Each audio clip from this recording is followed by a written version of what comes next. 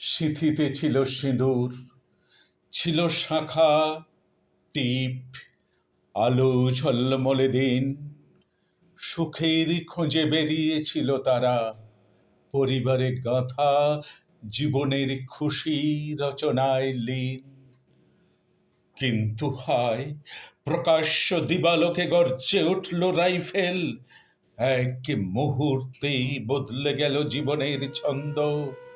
কারো কোলে, কারো চোখের সামনে ঝঞ্ঝরা হলো স্বামী, ভাই বা প্রিয় পিতা। প্রিয়জন রইল নিথর, নিঃশেষ হলো কথা। রক্তে ভিজে গেল যাত্রাপথ, দিগন্ত জুড়ে ছড়ালো মৃত্যুর আর্তনাদ। সিঁথির সিঁদুর মুছে দিল ধর্মের নামে উন্মত্ত একদল পৈশাচিক উন্মাদ। মর্মান্তিক ঘটনায় শোক স্তব্ধ বিশ্ব, অনেকেই কাঁদল হৃদয়ে ভাঙা কণ্ঠে। পথে নামল জনগণ প্রতিবাদে, কেউ লিখল শোক, কেউ তুলল প্রশ্ন, আর কিছু চোখ প্রতিজ্ঞায় জ্বলে উঠল নিঃশব্দে।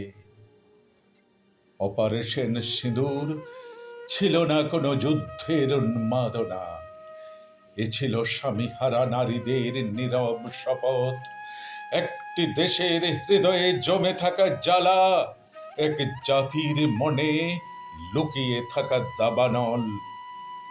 যাদের সিঁদুর মুছে দিয়েছিল পৈশাচিক হিংসার নির্লজ্জ থাবা, তাদের প্রতিটি অশ্রুবিন্দু হয়ে উঠেছিল বারুদের আগুন, প্রতিজ্ঞা, ন্যায়ের ভাষা। এ ছিল প্রতিশোধ, ঘৃণার নয়, ন্যায়ের দাবিতে জ্বলে ওঠা আগুন। যাতে আর কোন নারীর সিঁদুর স্বামীর রক্তস্রোতে ধুয়ে না যায়, যাতে কেউ পরিচয়ের অপরাধে মৃত্যুর টিকিট না পায়।